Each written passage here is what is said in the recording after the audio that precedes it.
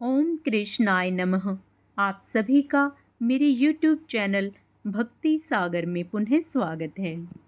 आज के अपनी वीडियो में हम गोवर्धन पूजा की सही तिथि, शुभ मुहूर्त, पूजा का महत्व व पूजा विधि के बारे में जानेंगे। आज का अपना वीडियो शुरू करने से पहले आप सभी से विनम्र प्रार्थना है, यदि आप मेरे चैनल पर नए आए हैं और अब तक आपने मेरे चैनल को सब्सक्राइब नहीं किया है तो सभी धार्मिक विषयों पर जानकारियाँ प्राप्त करने के लिए तथा सभी व्रत कथाएँ सुनने के लिए व कार्तिक मास के महात्म्य प्रतिदिन स्मरण करने के लिए कृपया मेरे चैनल को सब्सक्राइब अवश्य करें। वीडियो यदि पसंद आता है तो लाइक और शेयर भी करें। कमेंट में जय श्री कृष्ण अवश्य लिखें। हिंदू धर्म में गोवर्धन पूजा का विशेष महत्व है। इस दिन प्राकृतिक संसाधनों की पूजा की जाती है, जैसे पहाड़, गायें और गोबर के साथ ही भगवान श्री कृष्ण की पूजा होती है। माना जाता है कि ऐसा करने से हमारी आने वाली पीढ़ी प्राकृतिक संसाधनों के महत्व को समझेगी और प्रकृति से जुड़ा हुआ महसूस करेगी। इस दिन गोवर्धन पर्वत की पूजा और परिक्रमा का भी विशेष महत्व है। 5 दिवसीय दिवाली उत्सव के चौथे दिन गोवर्धन पूजा का विधान है। वैदिक पंचांग के अनुसार हर साल कार्तिक माह में आने वाली शुक्ल पक्ष की प्रतिपदा तिथि के दिन गोवर्धन पूजा का त्योहार मनाया जाता है। इस दिन भगवान श्री कृष्ण की पूजा अर्चना करने का विधान है। धार्मिक मान्यता है कि भगवान श्री कृष्ण की इस दिन पूजा अर्चना करने से साधक के समस्त दुख और संताप दूर हो जाते हैं। वैदिक पंचांग के अनुसार इस साल कार्तिक माह में आने वाली शुक्ल पक्ष की प्रतिपदा तिथि 1 नवंबर 2024 को सायं 6:16 से शुरू हो रही है और इसका समापन अगले दिन 2 नवंबर को रात 8:21 पर होगा। ऐसे में उदया तिथि के आधार पर गोवर्धन पूजा का पर्व 2 नवंबर 2024 को मनाया जाएगा। 2 नवंबर 2024 को गोवर्धन पूजा का शुभ मुहूर्त प्रातःकाल 6 बजे से 8 बजे तक है।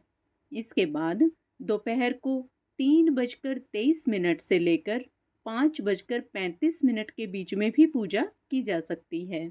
आइए अब गोवर्धन से जुड़ी पौराणिक कथा के विषय में जानते हैं।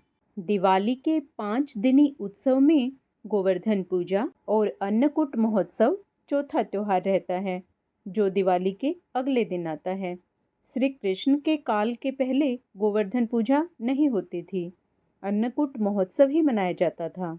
गोवर्धन पूजा के पहले इंद्रोत्सव मनाया जाता था।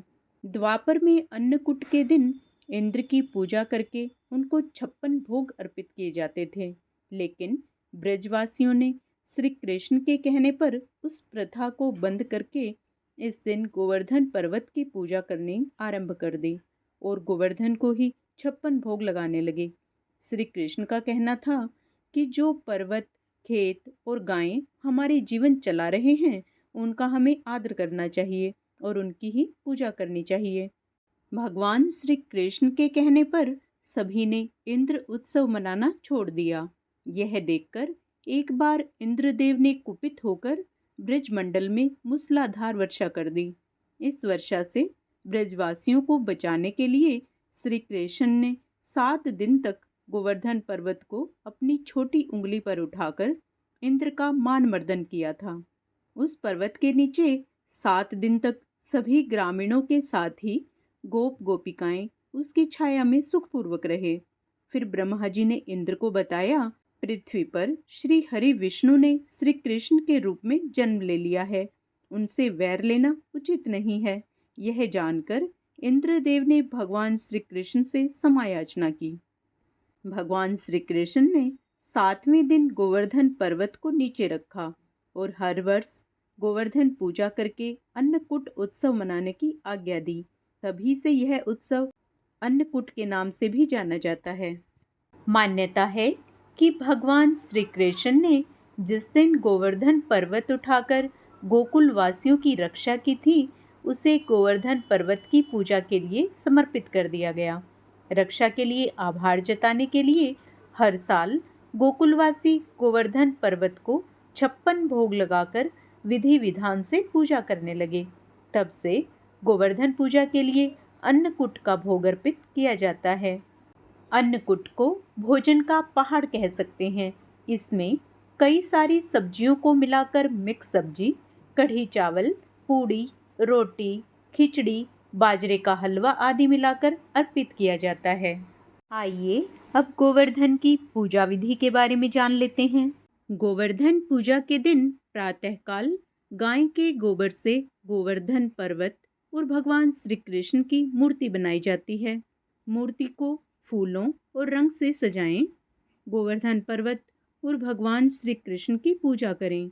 भगवान को फल, जल, दीपक, धूप और उपहार अर्पित करें। कढ़ी और अन्नकूट चावल का भोग लगाएं। इसके बाद इस दिन गाय, बैल और भगवान विश्वकर्मा की पूजा करें। पूजा करने के बाद गोवर्धन पर्वत की 7 बार परिक्रमा करें और इस दौरान जल हाथ में लेकर मंत्र का जाप करें। अंत में आरती करके पूजा का समापन करें। गोवर्धन पूजा मंत्र है: गोवर्धन धराधर गोकुल त्राणकारक, विष्णु बाहु कृत्योर छाये गवाम कोटि प्रभो भव। इस दिन भगवान विष्णु के मंत्रों का जाप अवश्य करें और विष्णु सहस्त्र नाम का पाठ अवश्य करें। इससे व्यक्ति की सभी मनोकामनाएं पूर्ण होती हैं। इस दिन श्री कृष्ण भगवान के मंत्रों ओम देविका नंदनाय विद्महे वासुदेवाय धीमहि तन्नो कृष्ण है प्रचोदयात आदि मंत्रों का जाप करना चाहिए। अब देखते हैं गोवर्धन पूजा के दिन किन बातों का ध्यान रखना चाहिए।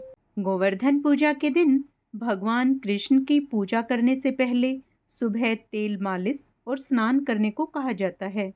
गोवर्धन पूजा के दिन संध्या के समय तुलसी के पौधे में दीपक जरूर जलाएं।